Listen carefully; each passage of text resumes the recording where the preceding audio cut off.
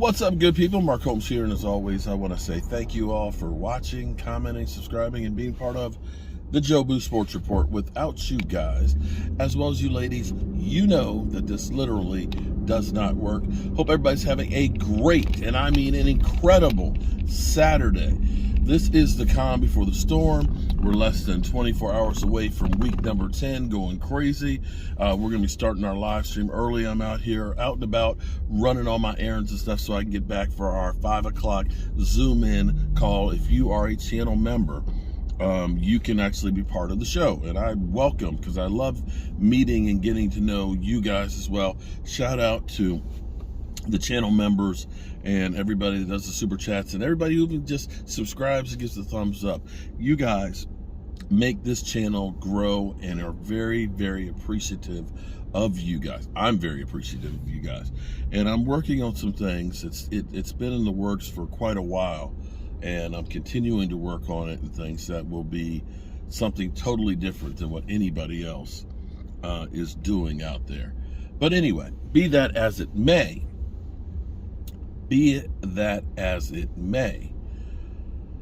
I've got a thing here.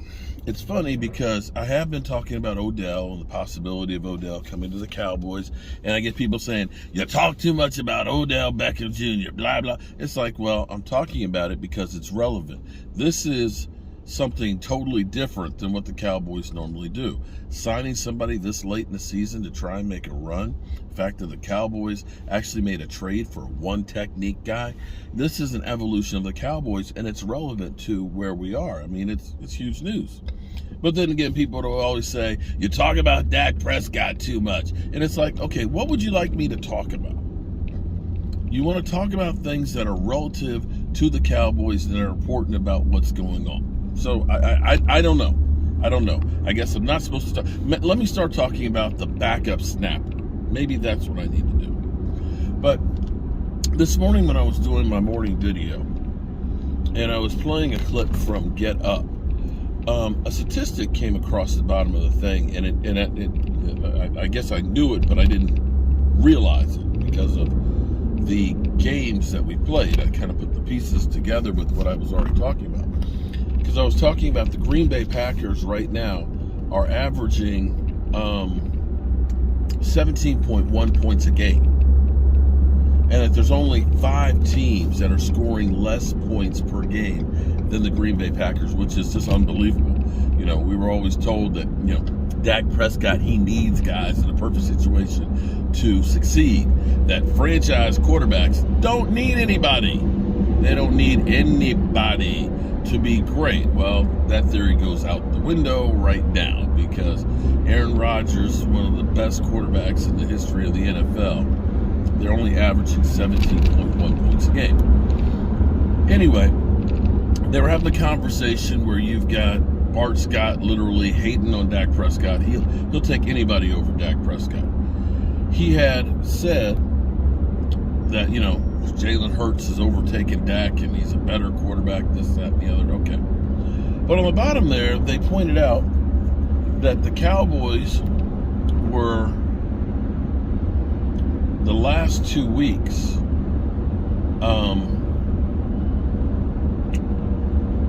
averaged 36.5 points a game. And during Cooper Rush's time, they averaged 18.3. So, think about that for a second. Now, one thing I will say, the last 2 games were against the Detroit Lions, you know, which don't have a great defense, although they did hold Aaron Rodgers to 9 points. And the Bears.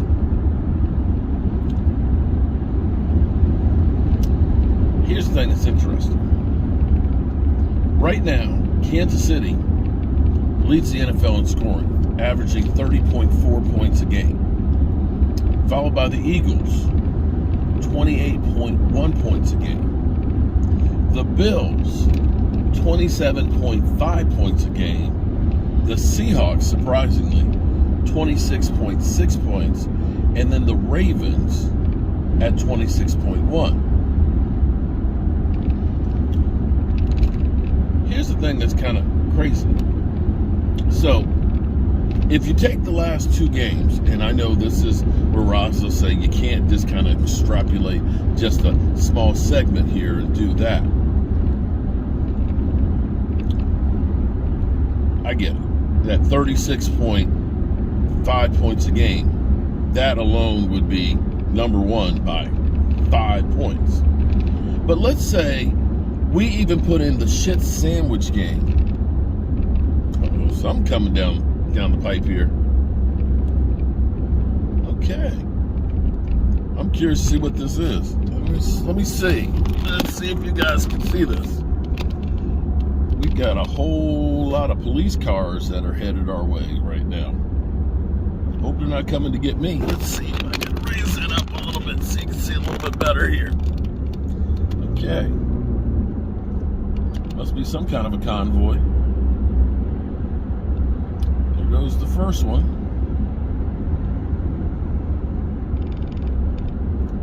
Here comes the second one.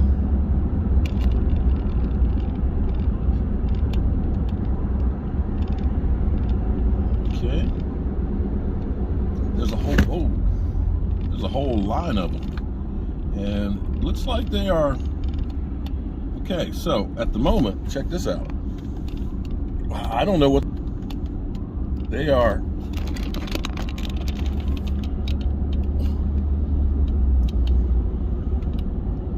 They're slowing everybody down. Okay, so we got some more coming up behind us now. Oh, it was a funeral. But it was kind of crazy the way they did it. It was only the hearse and the police. There was no procession with them. Anyway, let's say we take Dak Prescott and the Dallas Cowboys offense, including that shit sandwich of a game against Tampa Bay Buccaneers, where they scored only 3 points. So you got Tampa, you got Detroit, you got the Bears.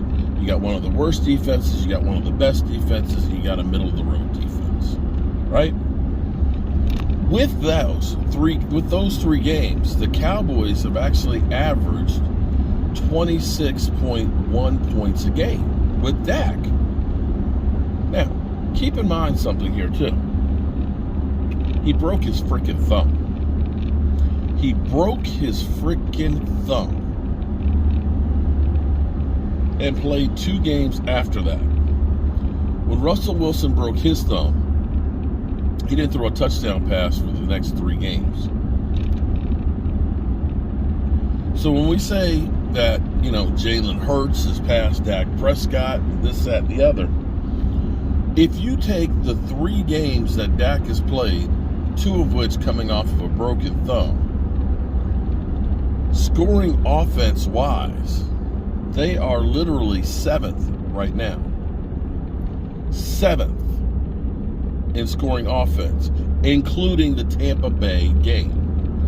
If we look and say, you get a mulligan for that game, just hypothetically, because the first couple of games of the season really are like preseason. It's the first time you're actually playing together. If we per se say that's a mulligan for that game, you're averaging 36.5 points a game those 2 games. Now, I don't expect them to average that kind of numbers every week. I don't. You're going to play better teams than the Lions on defense, although, like I said, Aaron Rodgers only scored 9 on them.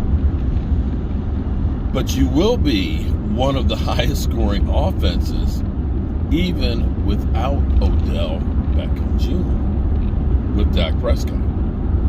So those out there that hate Dak Prescott and say that, the Cowboys stink with him, I don't know what you're looking for to say somebody is so much better.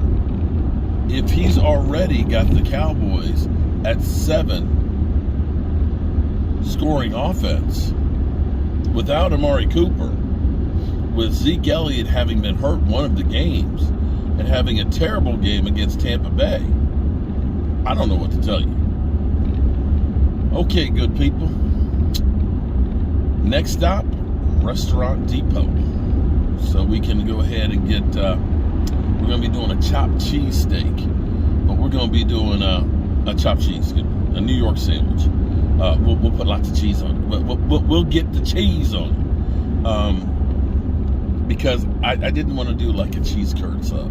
I just and I can't eat pastrami because it actually a spice in it just kind of makes me sick. So that's why we're gonna do a chopped steak, because we're not gonna do a big sub for Thanksgiving. Just not. All right. Have a good one. Peace.